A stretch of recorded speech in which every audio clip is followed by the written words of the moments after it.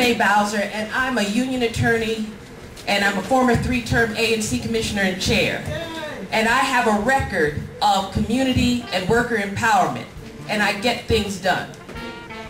I'm running for Ward 4 Council because I believe we need consistent, responsive leadership that'll stand up for all parts of Ward 4, whether you live in Petworth or Shepherd Park. And I don't believe we've gotten that. I'll fight for every dollar for our public schools so they can equal or better those in Ward 3. If Ward 3 gets $125 million for one school, $150 million for two schools is not enough.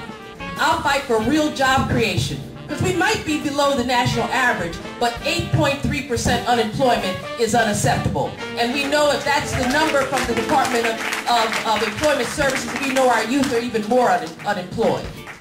And I'll fight for economic development that serves all parts of Ward 4.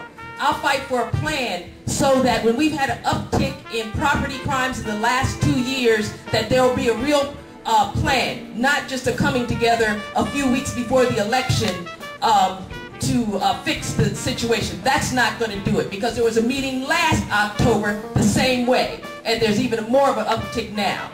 I ask for your vote because I will stand up for all parts of Ward 4, give consistent, responsive leadership, and part of that is even going to those areas to listen to the people, what their issues are, and following through on them throughout my term, not just during election season. I ask for your vote April 3rd, ask for your consideration, www.reneeforward4.com. Yes, I agree, it should be a full-time job at this salary and no raise in salary as Council Member Orange proposed. But I also believe that we should not have any outside consultancies like Catania and Jack Evans have, because they have real conflict of interest. And if, as a council member, I'm going to stand up and point that out. I'm not going to be silent.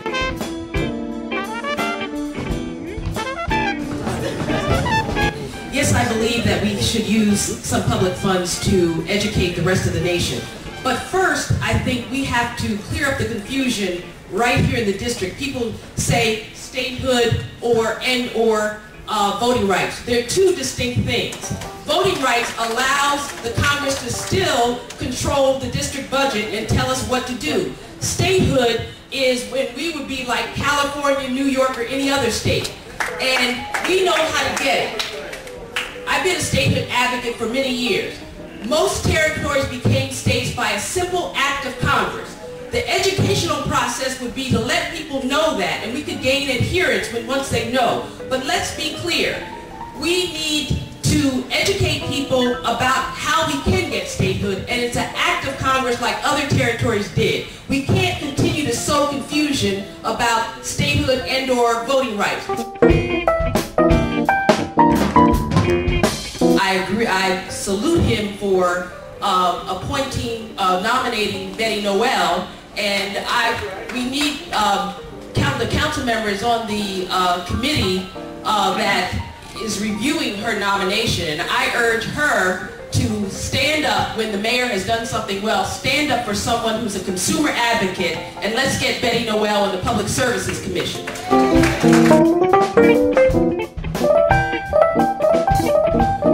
I'm opposed to Walmart. Yeah. Let me tell you why. The studies show, despite what the council member says about jobs, the studies show that Walmart kills off more jobs than it brings. In Alexandria, when the Walmart came, Shoppers Food Warehouse closed, the dollar store closed. So it's not just small businesses that are in jeopardy, it's medium-sized business where we have unionized workers who have a voice on the job.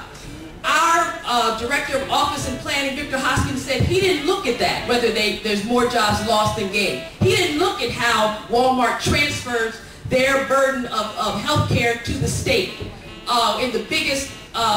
The state is the biggest health care provider of Walmart employees in Ohio and Massachusetts. He didn't look at that.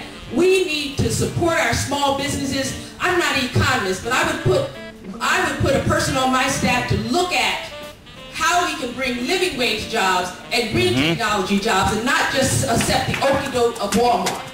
Yeah.